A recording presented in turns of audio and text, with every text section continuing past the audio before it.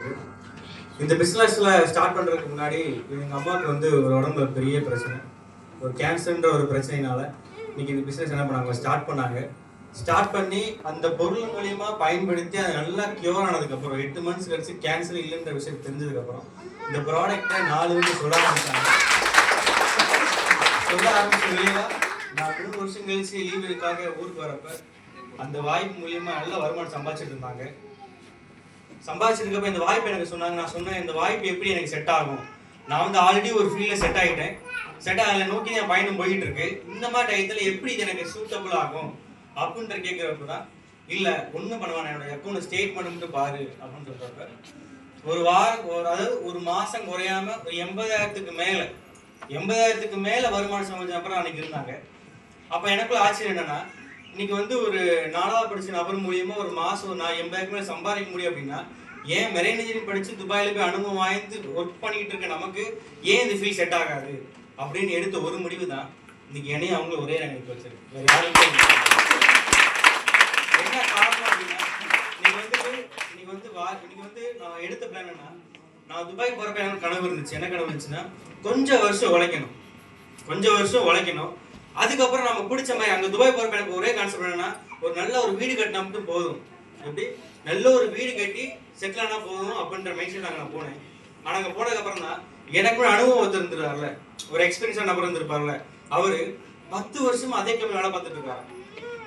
இப்போதான் வீடை கட்டி இஎம்ஐ பண்ணிட்டு இருக்காரு.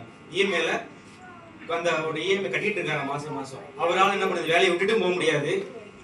அவர் ஊருக்கு வந்து அவருக்கு அந்த வேலையும் கிடைக்காது, சம்பளமும் கிடைக்காது. அவர் என்னை பார்த்து சொன்னது, கரெக்டான வயசுல இந்த பிசினஸ், கரெக்டான வயசுக்கு துபாய் வந்திருக்கப்பா, இப்போ உழைக்க ஆரம்பிச்சுன்னா 50 வயசுல என்ன நீ வீடு கட்டிக்கலனாரா, எனக்கு அந்த பிசினஸ் கான்ஃபிடென்ட்டே போயிடுச்சு.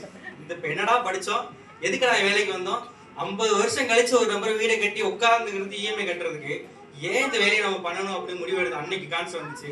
ஆனால் எங்கள் அம்மா ஸ்டார்ட் பண்ண ஒரு 1.5 வருஷத்துல நீ பிசினஸ் ஒரு மாதம் அமௌண்ட் இருக்கப்ப எனக்கு நம்பிக்கை ஏற்பட்டுச்சு. அப்படின்றப்பதான் இந்த பிளானை எனக்கு ஒரு லீடர்ஸ் வந்து புரிய வச்சாங்க. பிளானை கொஞ்சம் என்ன பண்ணேன், புரிஞ்சுக்கிட்டேன்.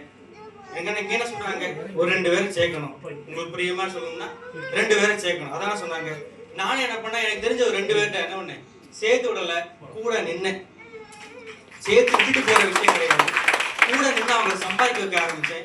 இன்னைக்கு எனக்கு தெரிஞ்ச 2 பேருக்கு வாய்ப்பு கொடுத்து இன்னைக்கு என் கூட 2582 டிஸ்ட்ரிபியூட்டர் உருவாக்கி, இன்வெஸ்ட்மெண்ட் 29 உருவாக்கி, இதே மாதிரி போட்டு இந்த பிசினஸ் பண்ணக்கூடிய ஒரு 4 லீடர்ஸை கண்டுபிடிச்சு அந்த 4 லீடர்ஸுக்கு போட வச்சு நீங்க சாட்சி தான் இவங்க எல்லாருமே நான் பேஸ் பண்ணல.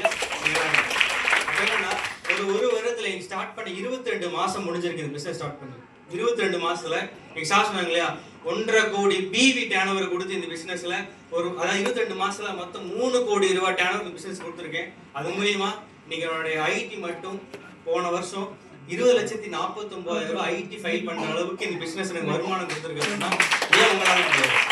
வயசு 24 வயசு, எனக்கு 24 வயசுல ஒரு இளைஞரால 22 மாசம் இருக்கிற ஒரு தொழில் மூலியமா ஒரு மாசம் 1.5 லட்சத்துக்கு மேல வருமானம் சம்பாதிக்க முடியும் அப்படின்னா ஏன் உங்களால முடியாது? ஏன்னா நான் படிச்சது மும்பையில் படிச்சு துபாய்க்கு வேலைக்கு போயிட்டேன். எனக்கு ஃப்ரெண்ட்ஸு ஃபேமிலி கூட அதெல்லாம் டச் கிடையாது. என்னாலே முடிஞ்சிருக்குன்னா 24 hours உங்க ஃபேமிலி கூட நல்ல ஃபங்க்ஷன் கூட என்ஜாய் பண்ணிக்கிட்டு உங்க ஃப்ரெண்ட்ஸ் சர்க்கிளோட பேசிக்கிட்டே சிரிச்சுக்கிட்டு உங்களுக்கு என்னால் முடிஞ்ச விஷயம் உங்களால முடியாது.